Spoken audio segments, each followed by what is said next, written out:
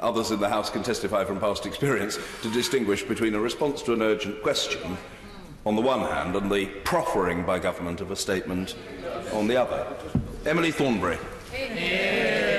Thank you very much, Mr. Speaker, for granting this urgent question, and how unfortunate it is that we need to ask an urgent question as opposed to getting a statement.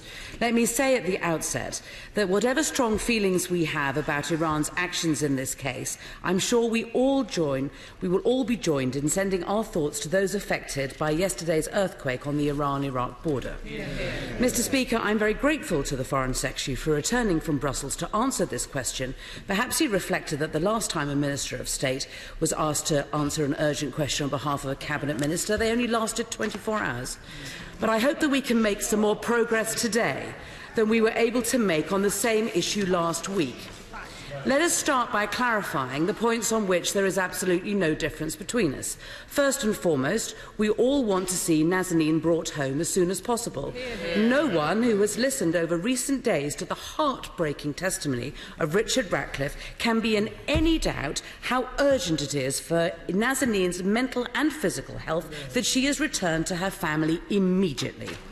Secondly, if it can be done, as has been suggested, through conferring diplomatic status on Nazanin, that would obviously be welcome, although I'd be grateful if the Foreign Secretary could clarify how that can be achieved, how we can free this innocent British mother, but without opening up the Grace Mugabe precedent, where the same tactic might be able to be used in Britain to help a guilty foreign national escape justice.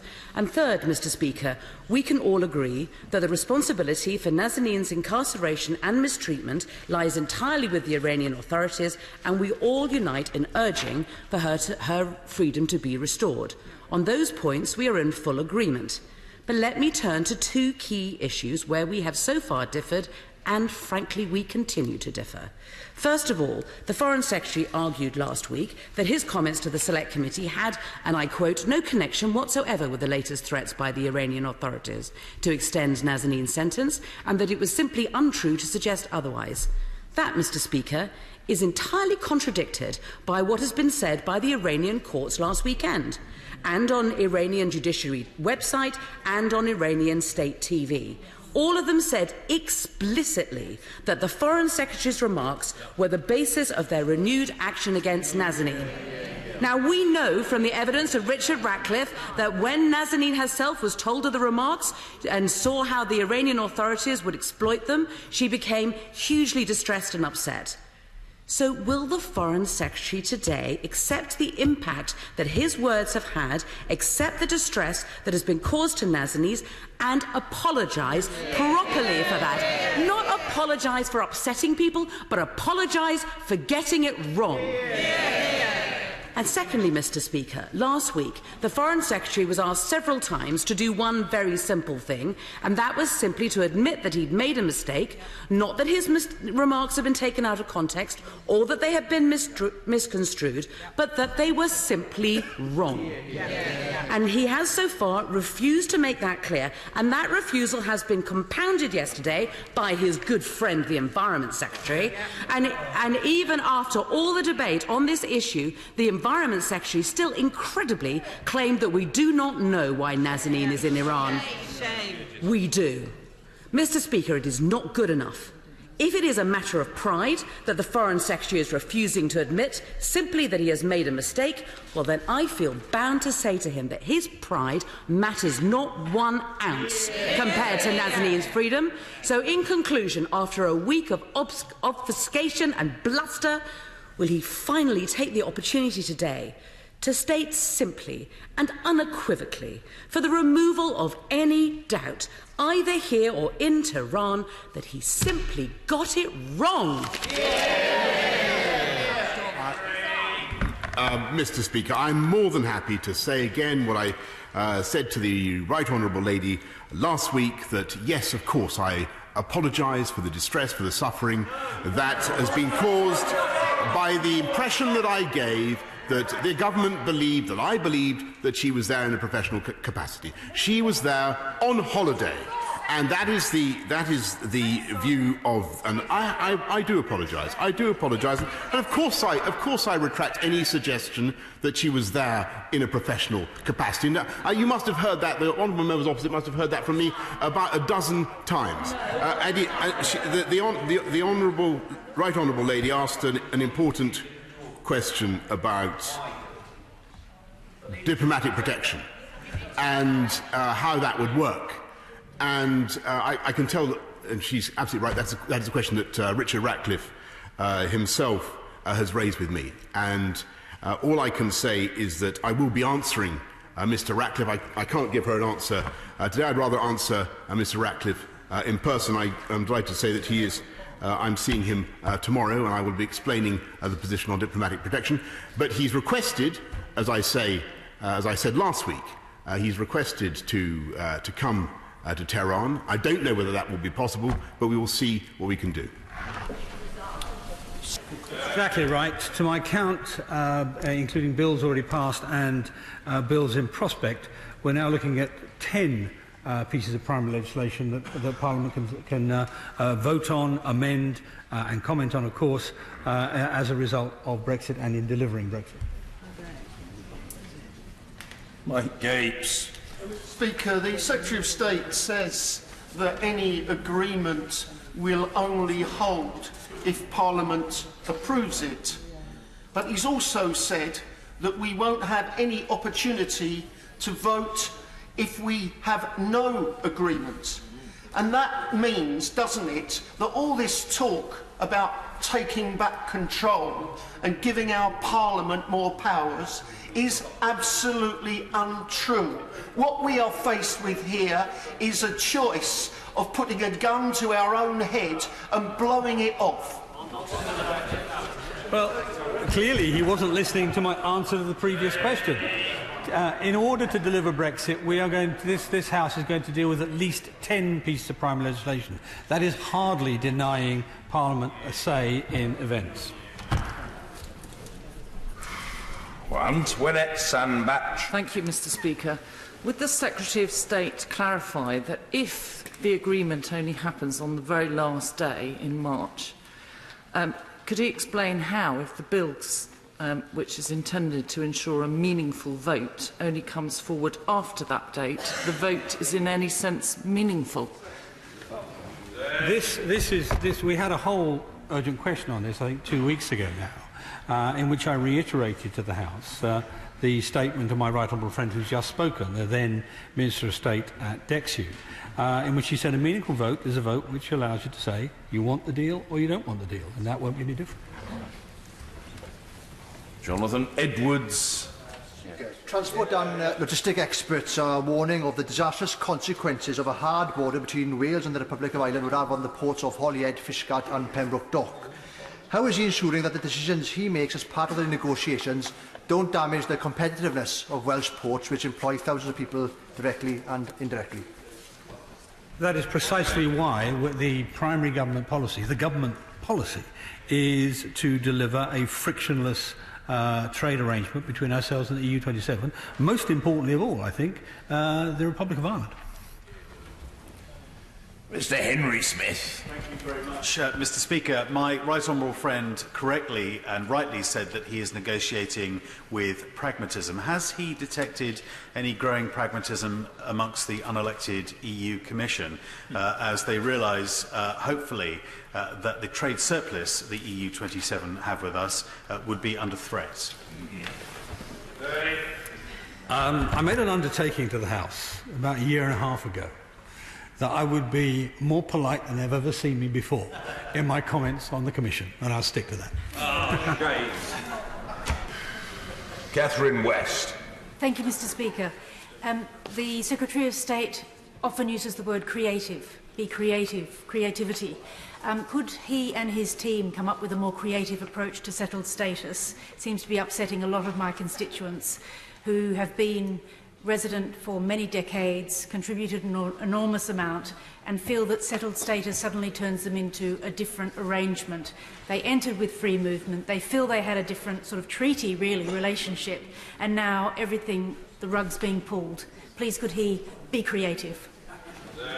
we have been quite creative so far. I mean, those who've been here a long time, many of them are permanent residents already. So one of the things that the Italian government persuaded me was worth doing was ensuring that their transition to the new permanent residence was completely frictionless. It was just a provision of a photograph and a criminality check, no more than that. For those who are still making the application, or will still be making the application, we've given them a 2-year grace period beyond the end of our departure, and we've published a report last week which is designed to show it will be simple, straightforward and very cheap. Those things are designed to make them feel more secure, as I would hope they do, because I have to reiterate, we value the contribution of 3 million Europeans who are in this country today. William Bragg. Mr. Speaker, would my right honourable friend agree that while the United Kingdom should negotiate on every issue, in order to secure this country's future, to coin a phrase, nothing should be agreed until everything is agreed? I didn't think I'd ever accuse my honourable friend of sounding like the European Commission, but that is their favourite phrase, and it's one I stick by too. Clive Efford. Grateful, Mr. Speaker, to your contribution to my fitness regime. Can the Secretary of State just explain, if this House amends this primary legislation that he's going to bring before us in the Withdrawal and Agreement Implementation Bill, in relation to the agreement, how will he convey that to the European Union if we've retained sovereignty? Yes. I'm not going to comment on his fitness regime. It's too far away for me to tell. But if the House does that, then that will be taken, I guess, by the government as an instruction to go back and speak to them. Whether that will deliver any outcome, I don't know. Michael Tomlinson. I warmly welcome the Secretary of State's statement, and in particular his confirmation from the dispatch box that there will be a separate piece of legislation, the Agreement and Implementation Bill. Does he agree with me two things? Firstly, that this means any amendment in the committee stage starting tomorrow to that effect will be unnecessary, and secondly, that this will ensure that there will be both a meaningful vote, but one that doesn't undermine our negotiating? On the latter point, yes, he's right. On the former point, there may well be some minor consequential changes, but not major ones, I would think. Simon Clarke. Thank you, Speaker. Regarding the financial settlement, which will eventually need to be worked out, does my right honourable friend agree with me that whilst the British public would look favourably upon a settlement in the context of a comprehensive and ambitious free trade deal, there would be genuine reluctance to make such a payment in the event that we've been left with nothing by the EU? Yeah. I feel tempted to employ my honourable friend as a negotiator, because that's exactly what I've been saying to the Europeans for some time. Suella Fernandez. My right honourable friend's announcement that there will be a bill on the withdrawal agreement and implementation which will enable vital parliamentary scrutiny. Does he agree with me that whilst parliamentary involvement is essential, this is not and never should be construed as an opportunity to reverse Brexit, to return the UK to the EU, or go behind the wishes of the British people as expressed in last year's referendum? Indeed. Yeah. My friend is entirely right. It's a meaningful vote, but not meaningful in the sense that some believe meaningful, which is that you can reverse the whole decision. That's not available to us. Craig McKinley. I too met Monsieur Barnier in Brussels last week, and I'm sorry if I left him for the Secretary of State in anything like a bad mood. But whilst I perceive my right honourable friend's approach to be fair, reasonable and giving ground where necessary, it is feeling a little bit like a one-way street. Does my right honourable friend share my view that their unreasonable intransigence is becoming wearing on him as it is for the British electorate? I'm paid to put up with being worn down occasionally, but no, I won't. I wouldn't say that.